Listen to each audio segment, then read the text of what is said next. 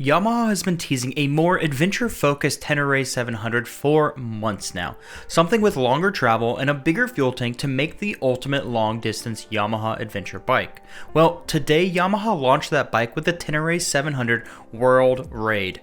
So in today's video, I'm going to take a look at Yamaha's newest adventure motorcycle and showcase what the differences are between it and the traditional Tenere through 11 things that I found.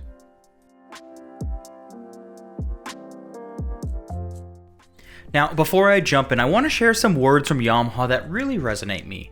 Right, so the world has changed dramatically in the last few years. This motorcycle gives everyone the chance to rediscover the freedoms that were taken for granted. Now, why does this resonate well with me? Well, for this past 2 years, I've been stuck in the US, and most of that time I've been in Michigan where I live. I've dreamt of traveling again, I've dreamt of a motorcycle that was going to allow me to do just that.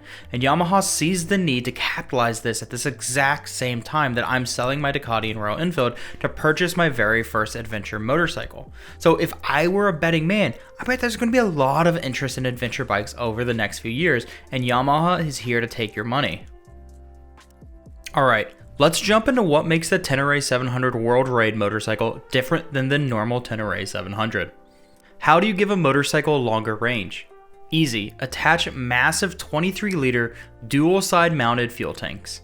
The new 23-liter dual-side mounted fuel tanks are designed to bring peace to range anxiety, right? In typical usage conditions where these new tanks are estimated to be able to give a range of 500 kilometers or roughly 300 miles. The unique twin-side mounted design offers a number of significant advantages compared to simply making the tank higher and wider in order to increase capacity. Right, so by having these two separate tanks that are positioned lower and locating the fuel pump in a lower position in one of the tanks, the bike's center of gravity can be kept almost the same as with the existing 16-liter tank in the Tenere 700.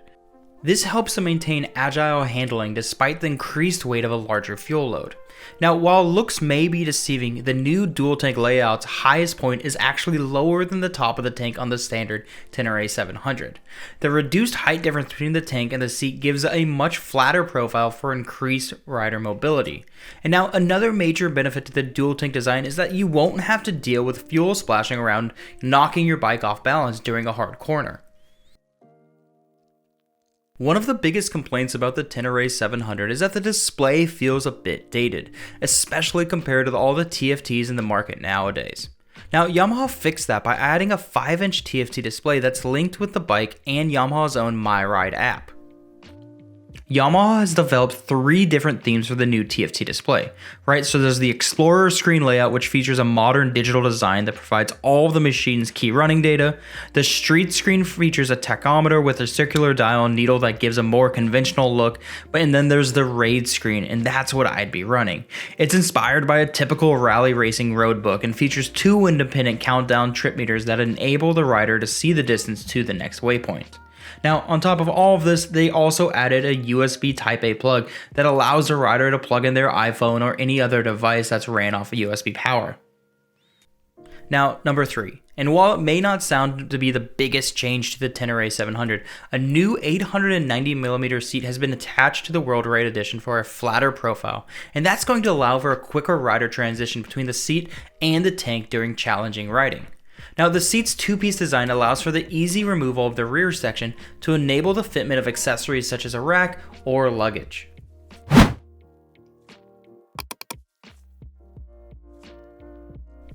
Now, a lot of people prefer the Tenere 700 over competitors because of the lack of tech assist, and Yamaha decided to give the new World Raid 3 modes of ABS that could be selected when the bike is stationary. So you have Mode 1, which is fully on, both wheels benefiting from ABS.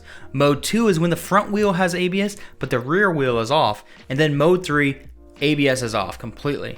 Now, while the bike has to be stationary to take the jump into Mode 2 and 3, the rider can return immediately to Mode 1 at any time when moving or standing still by basically pressing a button on the left side of the instrument panel. Now, number 5. Yamaha upgraded the Tenere 700 suspension with newly designed 43mm KYB forks that give 230mm of wheel travel. That's 20mm more than the base Tenere. Now, the new forks are equipped with a spring preload adjuster in addition to the rebound and compression damping adjusters and air bleeding screw already featured in the Tenere 700, enabling the rider to set the suspension to suit different terrain and loads. For increased durability, the forks feature a resilient coating applied on the outer tube that offers a distinctive dark bronze color. Now, Yamaha spent all this time upgrading the front forks, so you know they spent some time with the rear suspension. The new rear shock provides 20mm more of wheel travel and is fully adjustable for spring preload as well as compression and rebound damping. For consistent damping performance, the new shock features an aluminum body for good heat dissipation, while the separate piggyback type oil reservoir prevents cavitation. For better controllability, particularly in off-roading situations, Yamaha added an Öhlins steering damper. So mounting position is close to the top triple clamp, allowing the rider to quickly adjust the unit to his preferred level of feel and feedback on a variety of terrain, all thanks to 18 different damping settings. To better handle extreme off-road terrain, Yamaha beefed up the airbox by equipping it with a forward-facing intake duct that is designed to prevent ingesting any dust and debris that's thrown up by the rear wheel. For additional wind protection on long-distance adventures, the bike is fitted with a 15mm taller screen with easy-to-remove side deflectors and LED flashers as original equipment. Are footrests worth talking about? Absolutely. Yamaha saw that a lot of people were swapping out the footrest on the Tenere for aftermarket options that provided greater grip and just a larger surface area. It might be a small change, but it saves owners from having to buy something else down the road. For increased protection when riding off-road, the bike is fitted into the new 3-piece aluminum engine guard that helps to prevent accidental damage caused by rocks, stones, or any other debris. Now, paired with the new suspension in the longer stroke, ground clearance is now 250mm. Now, to ensure that the radiator is able to do its job and keep the bike cool during long and hot rides, a new radiator grille was added. The new grille is designed to protect the radiator from debris thrown up by the front wheel. Alright, let's talk about colors, availability, and price of the new Tenere 700. So Yamaha is going to offer the new Tenere 700 World Raid in 2 color options. Icon Blue, which is inspired by the factory's competition race bikes and features, blue body panels and side panels with yellow accents and blue rims, while Midnight Black projects a minimalistic and serious image.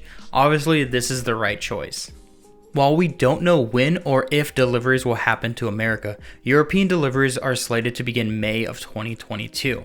Prices have not been stated yet for the US, but in the UK the price will be £11,600 compared to £9,700 for the standard Tenere model. That's a £1,900 difference, or roughly $2,500 increase in US dollars. Some bad news.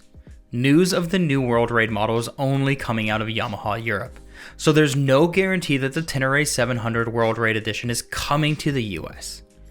That being said, the US market loves big adventure bikes, so I'm sure there's a pretty good business case on why they should bring it over.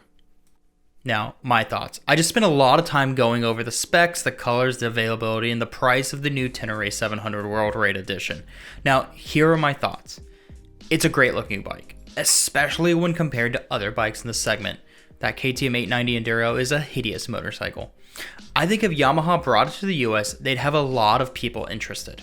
And now, while we knew a longer travel version was coming, I was not expecting the dual gas tanks. And I think that shows the difference in my mind when it comes to dirt bikes and adventure motorcycles. I'd love to see a slimmed down version of the Tenere 700 with upgraded suspension and the original gas tank, but I'm sure someone will be able to make those changes with a few tools in their garage, and maybe that person should be me. Now, will I buy this motorcycle?